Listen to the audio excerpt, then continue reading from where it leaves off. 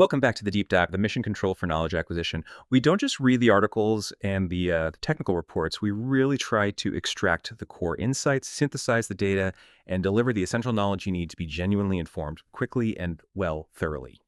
Today, we are undertaking an immediate and, I have to say, a highly critical deep dive into infrastructure security. We've been immersed in a stack of extremely serious cybersecurity disclosures that reveal just a massive failure point within a popular self-hosted deployment platform. And look, this isn't just news. This is really an operational alert for thousands of organizations worldwide. The platform in question is Coolify. For those who use it, you already know its appeal. It's an open source tool. It's designed to simplify and unify your deployment processes. It essentially acts as a control panel for your managed infrastructure. But the reports we have synthesized, they paint a picture of profound systemic vulnerability. They really do. Yeah. The reports are unequivocal. The level of severity disclosed here is exceptional. We are looking at not one, not two, but 11 distinct critical security flaws. And these were all reported and documented in a single disclosure. The consequence of these flaws, both individually and collectively, is severe enough to allow, well, as the researchers plainly put it, full server compromise. Full server compromise. And in the worst cases, full infrastructure compromise. The whole thing. The whole thing. What stands out immediately is just the breadth of the failure. These 11 flaws, they affect nearly every core function the platform is designed to manage. We're talking database operations, Git deployment, network configuration, user management, you name it. So it's not one leaky pipe, it's the whole plumbing system. Exactly. This widespread exposure suggests a fundamental design or maybe a development oversight that allowed these command execution vulnerabilities to just permeate the entire application layer. That immediately sets the stage for our deep dive today. The core insight we need to pull out is simple. If Coolify is running your self-hosted infrastructure, you are staring down a maximum severity risk. We're going to unpack those 11 flaws, focusing intently on what those 7.7 CVSS 10.0 vulnerabilities actually enable. And critically, what you must do immediately to protect the tens of thousands of exposed hosts identified globally. Okay, let's unpack this with the level of detail this situation absolutely demands. So to really contextualize the threat, we first need a clear definition of Coolify in its operating environment. Yeah. It is explicitly an open source self-hosting platform. And that distinction is, well, it's paramount. Self-hosting. That means it's on your servers, your network. You're responsible. You're 100% responsible. When users opt for self-hosting, they gain flexibility, cost control, ownership over their data, all the good stuff. Yeah. However, they also inherit the full burden of security and maintenance. There's no one else to call. And Coolify's whole appeal is that it makes that burden easier, right? It streamlines these complex DevOps tasks. Precisely. It manages source code retrieval, it compiles applications, handles database backups, configures network proxies, it orchestrates deployment via containers like Docker. It centralizes control over all these traditionally disparate infrastructure components, all into a single application interface. The power it provides is immense, but in a security context, that centralization of power instantly becomes a maximum centralization of risk. So the single pane of glass becomes a single point of failure. If the control panel fails, the entire stack fails with it. It's that simple. And when we look at the collective threat posed by these 11 specific flaws, we see two outcomes mentioned over and over in the reports: authentication bypass and, far more frequently, remote code execution, or RCE. RCE is the critical concept here. To offer an analogy that sticks, most security systems focus on preventing unauthorized entry, right? That's authentication, the lock on the front door. RCE is not just bypassing the lock. No, not at all. It's fundamentally exploiting a design flaw in the system that allows an attacker to inject arbitrary system instructions.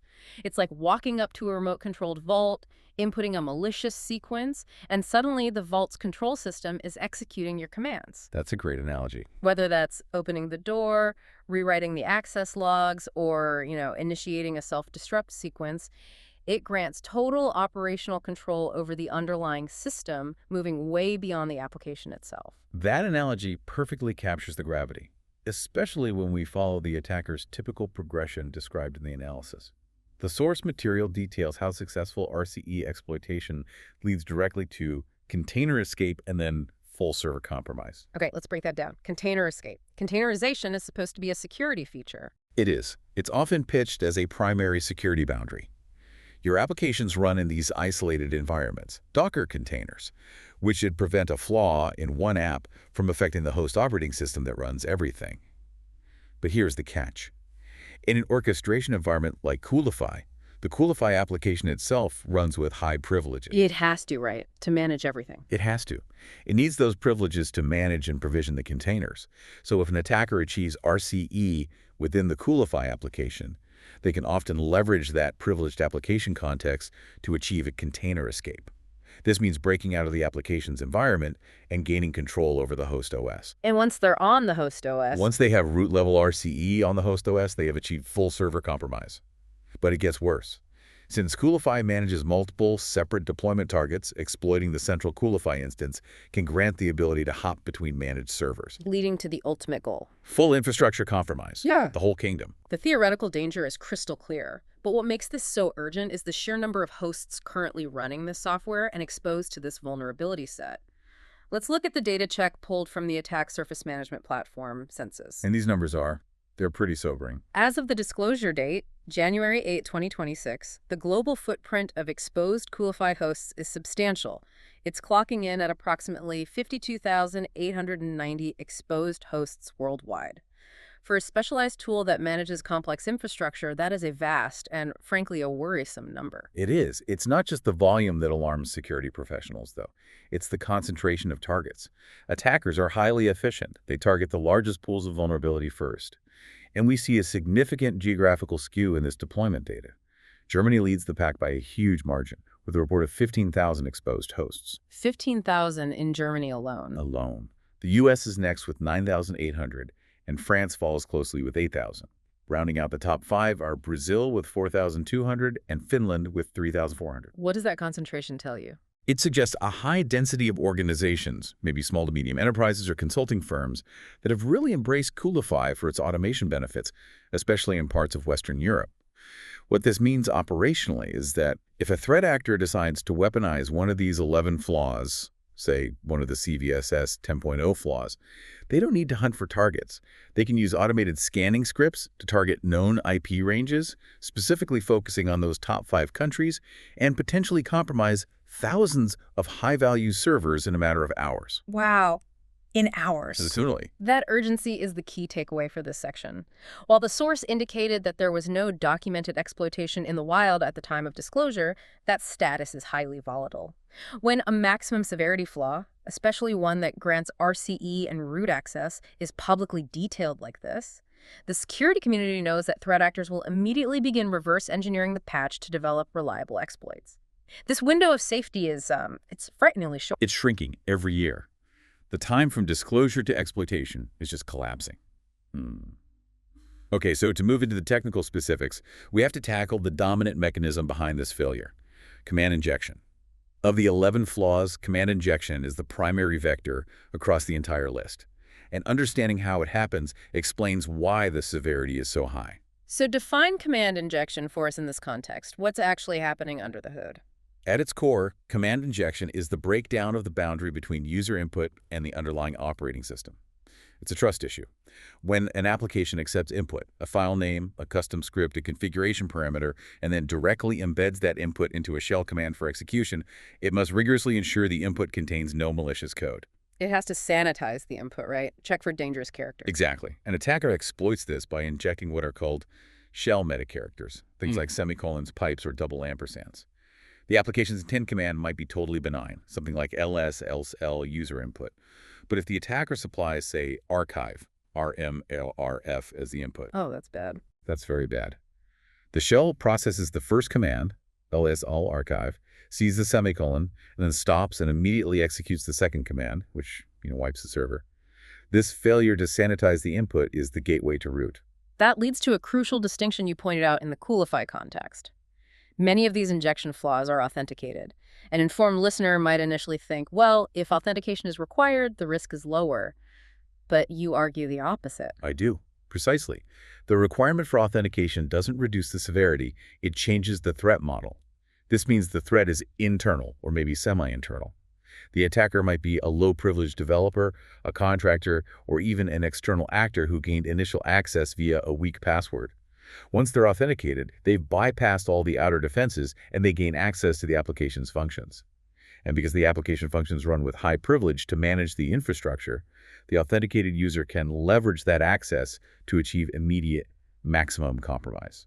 It's a very, very fast track from low privilege to root. A superhighway to root access. Basically, yes. So let's focus on the first cluster of vulnerabilities that deal directly with the core persistence mechanisms. I'm talking specifically about the database functions. All of these earned the maximum possible severity rating, CVSS 10.0, a perfect 10. The first is CVE 2025-66209. This flaw targets command injection within the database backup functionality. If we think about the operational necessities of a backup, it needs to interact with the host file system, right? It's often using utilities like tar or gzip, and it has to run as a privileged user to read sensitive, locked database files. And that necessity is exactly what makes it a perfect target for an attacker. The report states that this allows any authenticated user with database backup permissions to execute arbitrary commands. The flow is almost elegant in its simplicity from an attacker's perspective. The user provides some input, maybe the name of the backup file or a storage location. Something that seems totally harmless. Exactly. And that input is blindly incorporated into a privileged shell script running on the host. The execution payload, whether it's a reverse shell or a command to download further malware, runs instantly.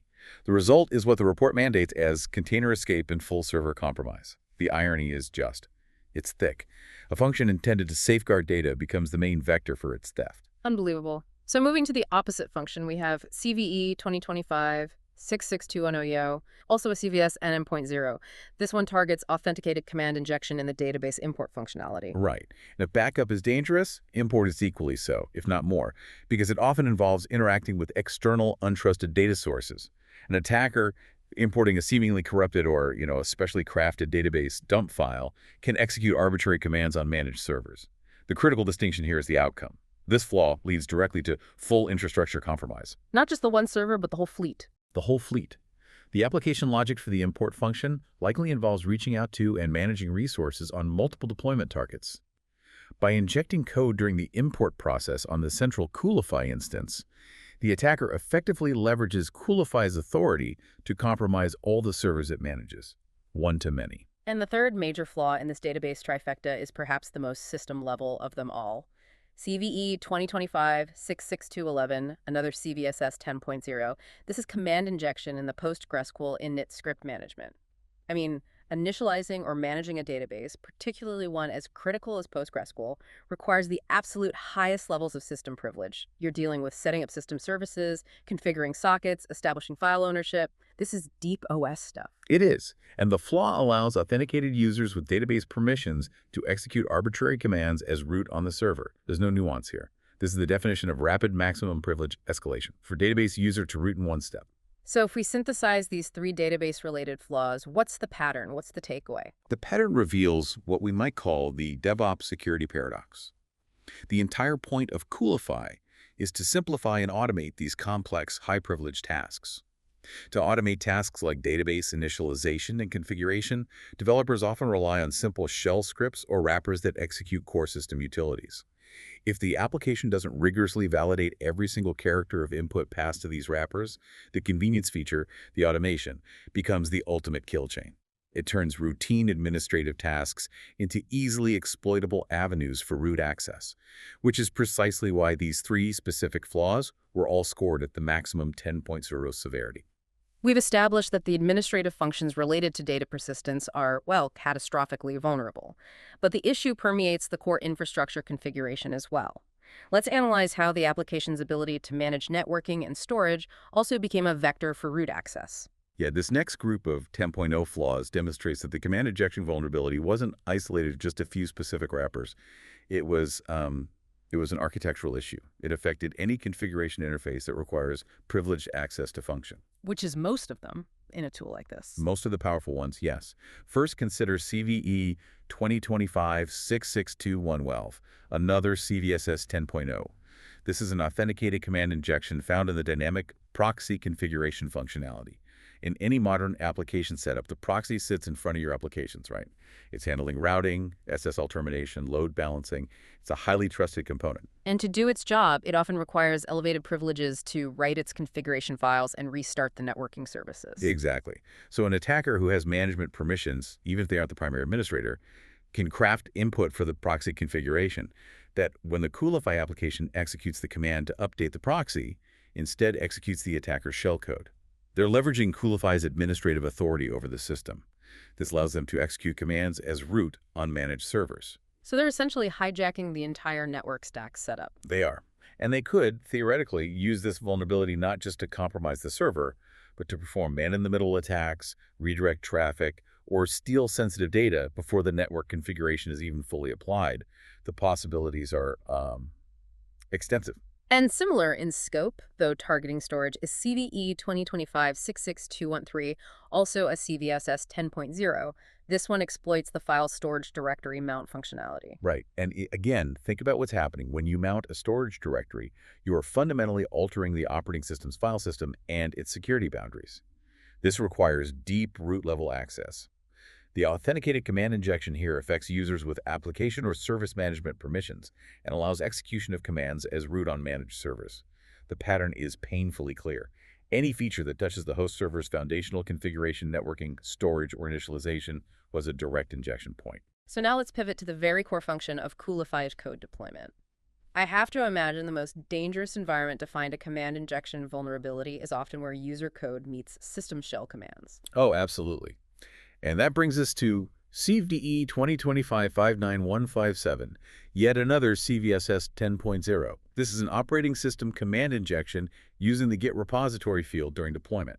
This is arguably the most easily accessible attack vector on the entire list. Why do you say that? Because when a developer tells Coolify, here's my Git URL, clone this code, Coolify runs a command, something like git clone user supply draw. It's a basic fundamental operation. And if the user-supplied URL isn't a URL at all, but is actually a cleverly crafted command string using those meta characters we talked about earlier, then the git clone command might fail, or it might run, but immediately afterward the injected shell command executes with the same privileges. The source notes this allows a regular user, perhaps just a standard developer, to inject arbitrary shell commands that execute on the underlying server. This lowers the privilege bar to near zero. You don't need database admin rights, you just need the ability to initiate a deployment, which is the platform's bread and butter. The simplicity of execution combined with the severity of the outcome. root access. Root access is why this hits that 10.0 mark. The theme of lower privilege users achieving root via deployment tools continues, even for flaws that scored slightly lower, though still critically high. Take CVE 2025-6441 for example, scoring a 9.7. This is a command injection vulnerability via the highly privileged configuration file that docker-compose.yaml. Yes, this file defines the entire architecture of a containerized application. The flaw enables attackers to execute arbitrary system commands as root on the Coolify instance itself. The core problem remains the same. The application trusts the input in the infrastructure configuration file. It assumes it's only innocuous infrastructure definitions, when in reality, it can be executable code. And coupled with that, we have CVE 2025-64424, scoring a 9.4. Another command injection, this one focusing on the Git source input fields of a resource. Right, and the report specifically names a member as the attacker, which suggests minimum access rights. So this allows a low-privileged user to execute system commands as root. If we look at the collective evidence from these last two sections, what we are seeing is that almost every single interface designed for administrative convenience, database management, proxy configuration, storage mounting, and code deployment, had command injection vulnerabilities. It's just a systemic failure. It's a systematic failure to enforce the security boundary between the application and the underlying operating system. These components all require the application to run with elevated permissions to interface with the OS's core toolset. The developers were trying to offer comprehensive, high-level control and automation, but the lack of rigorous input validation meant they simply created, 10 different direct privilege pathways straight to the root shell. We've spent considerable time on RCE and command injection, and rightfully so, but now we need to shift focus to a vulnerability that may be even more damaging in the long term. It achieves persistence and stealth.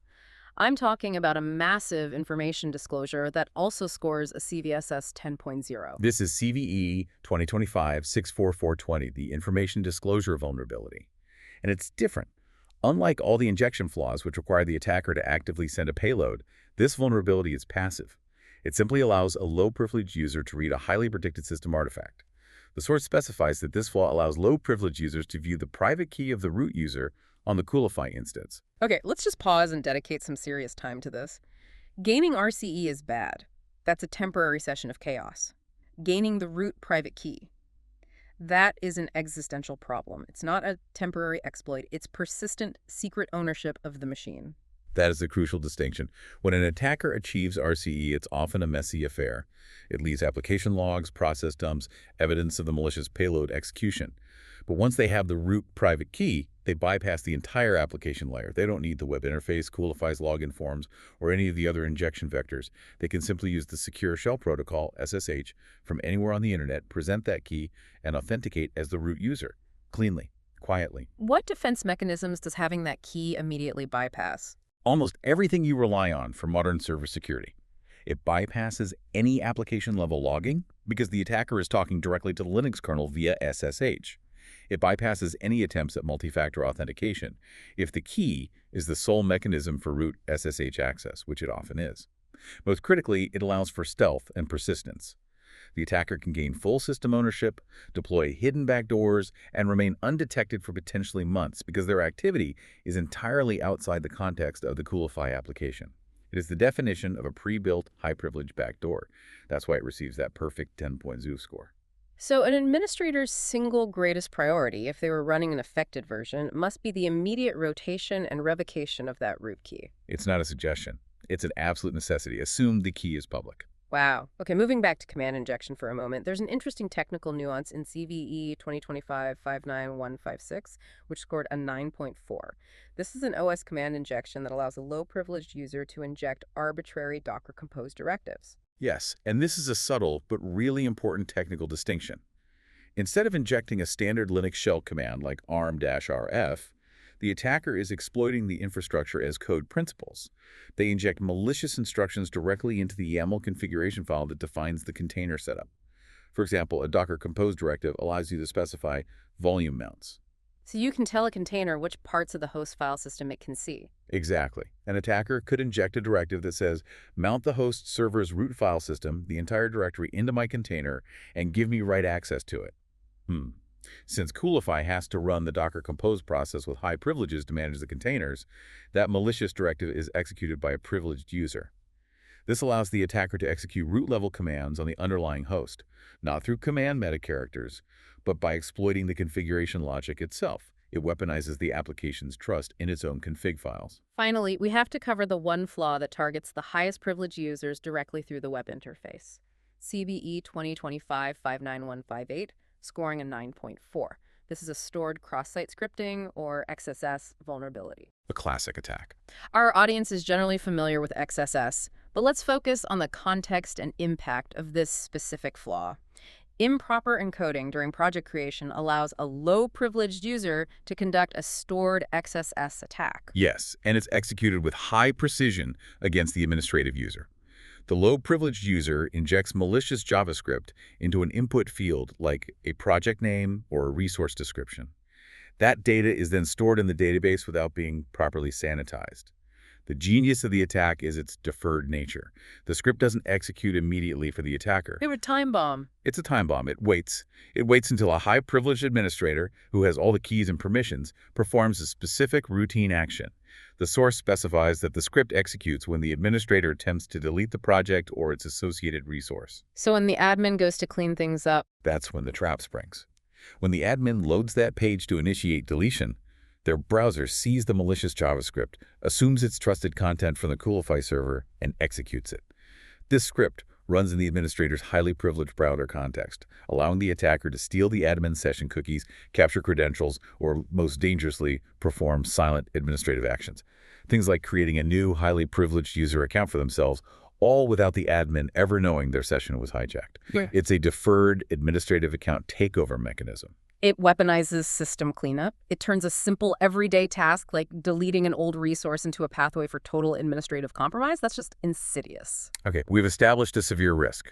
11 flaws, 7 of them are CVSS 10.0, leading to root access or persistent root key theft. The conversation now has to transition entirely to the solution.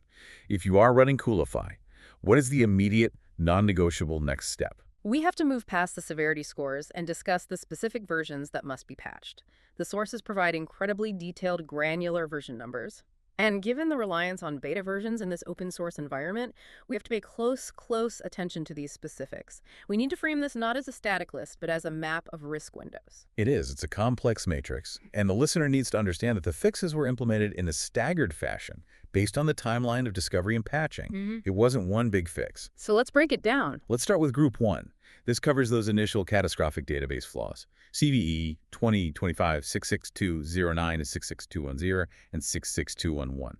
All three of these command injection vulnerabilities were present and exploitable up to version ARIGO.0.0 beta.448. The fix for all three was rolled out simultaneously in versions ARIGO.0 beta.451. That immediately points out a critical risk window. If you updated from, say, beta.440 to beta.449 or beta.450, thinking you were near the latest version, you were still completely exposed to 3 CVSS 10.0 flaws that granted root access via routine database functions. You absolutely need to be at or above 0.451. Absolutely. Moving to Group 2, which includes the two configuration-related command injection flaws, CVE 2025-6621 and CDE 2025-66213 file storage mount.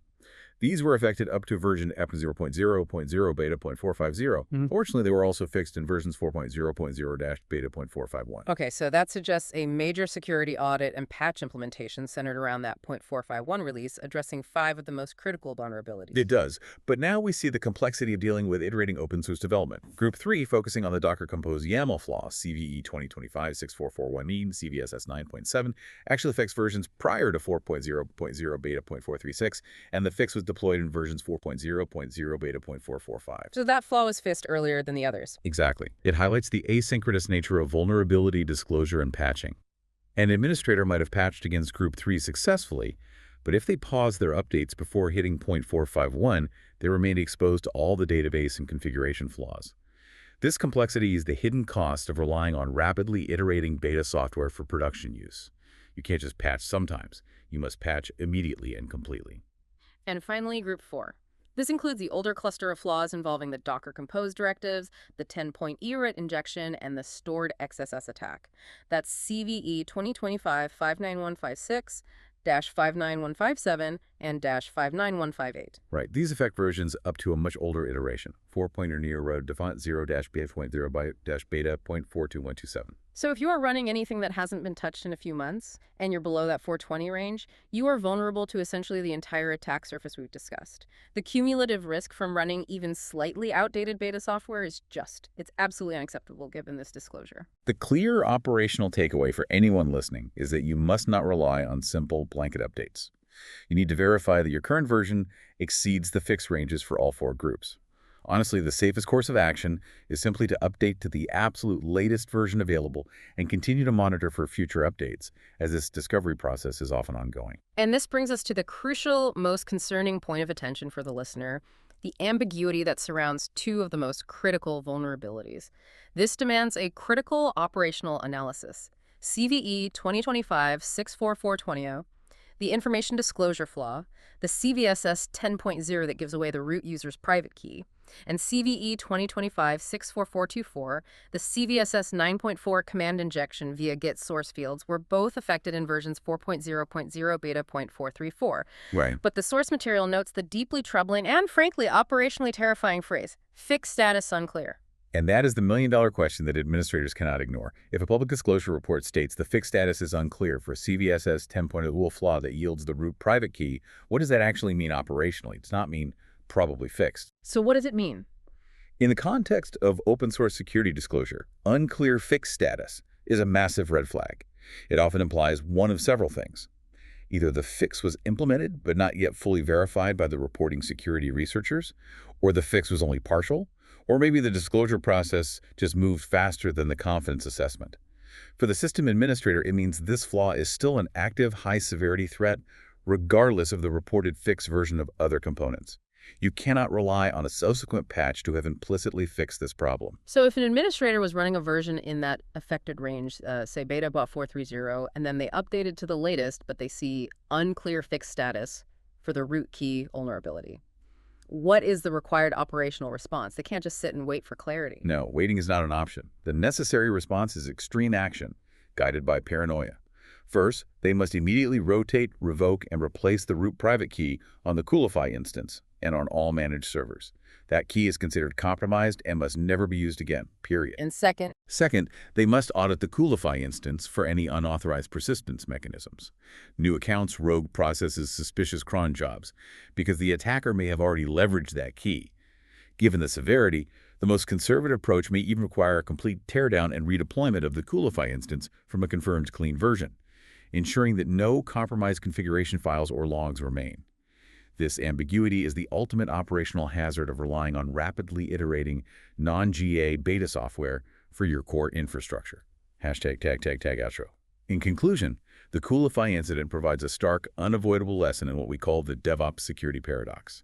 The application was designed to provide simplicity, speed, and centralized control over highly privileged tasks. Yet it was precisely the attempt to automate those root-level functions via a user interface that introduced 11 distinct, easily exploitable vulnerabilities. the features became the bugs. The features became the attack surface. And in a self-hosted environment where the user controls the entire stack, this centralized failure instantly translates to full server compromise for tens of thousands of hosts globally. The sheer Severity 7 CVSS 10.0 scores, including the theft of the root private key, dictates that immediate action is the only responsible course. Attackers don't need complex zero-day exploits. They just need to know that a developer's application function, like a database backup, will execute their malicious code with root privileges. My final direct advice to you, the listener, if Coolify is part of your infrastructure, is to treat this as an active attack. You must verify your version against the granular fix ranges we detailed immediately. And critically, you must prioritize the rotation of your root private keys if you are running any version affected by that information disclosure flaw. The window for threat actors to weaponize this public information is not measured in days, it is measured in hours. It really is. So, what does this all mean for the broader context of software development and infrastructure management?